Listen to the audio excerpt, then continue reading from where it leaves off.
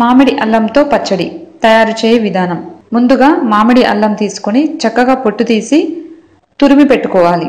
తర్వాత స్టవ్ పై ప్యాన్ లో ఆవాలు, మెంతులు, ఎండుమిరపకాయలు వేసి వేయించుకోవాలి. తర్వాత ఈ వేయించుకున్న మిశ్రమాన్ని మిక్సీ జార్లో వేసి పొడి చేసి పెట్టుకోవాలి. ఇప్పుడు స్టవ్ పై ప్యాన్ పెట్టి నూనె వేసి ముందుగా తురిమి పెట్టుకున్న అల్లం వేసి చక్కగా వేగనిస్తూ కొంచెం పసుపు, కొంచెం ఇంగువ, నానబెట్టుకున్న చింతపండు వేసి చక్కగా ఉడికించుకోవాలి. ఒక 4-5 నిమిషాల తర్వాత మిక్సీ జార్లో వేసి మెత్తగా పేస్ట్ చేసుకోవాలి.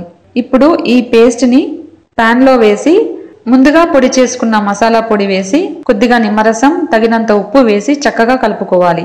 ఇప్పుడు దీనిలో తాలింపు తయారు చేయడం కోసం స్టవ్ పై ప్యాన్లో నూనె వేసి ఆవాలు, మినపప్పు, ఎండుమిరపకాయ ముక్కలు, కరివేపాకు వేసి వేయించుకొని చక్కగా కలిపి మనం చేసుకున్న ఈ పచ్చడిలో వేసి మరొకసారి కలిపి జాడిలో పెట్టుకొని సర్వ్ చేసుకోవాలి.